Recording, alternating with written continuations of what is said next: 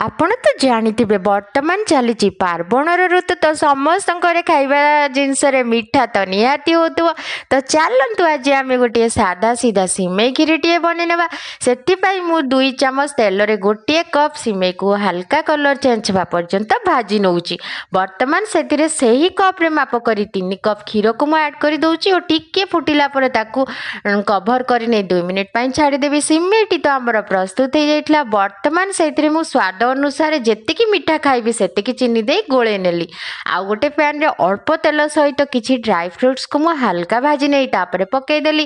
ତା ସହିତ ଫ୍ଲେଭର ପାଇଁ ମୁଁ ଏଇଠି 3-4ଟି ଇଲାଇଚିକୁ ଛେଚି ନେଇଥିଲି। ତାପରେ ପକାଇ ନେଇ ବଢ଼ିଆ ଭାବରେ ତାକୁ ଗୋଳେଇ ନେଲି। ପ୍ରସ୍ତୁତ ହେଇଗଲା ଆମର ଟେଷ୍ଟି ଆଣ୍ଡ ହେଲ୍ଦି ଓ ଖାଇବା ପାଇଁ ବହୁତ ହି ବଢ଼ିଆ ଲାଗୁଥିବା ସାଧା ସିଧା ସିମେଇ କ୍ଷୀରି। ଖାଇବା ପାଇଁ ତ ବହୁତ ହି ଟେଷ୍ଟି ଲାଗୁଥିଲା। ଆପଣଙ୍କୁ ବି ଭଲ ଲାଗିଥାଏ, ଆପଣ ବନାନ୍ତୁ। ଯିବା ପୂର୍ବରୁ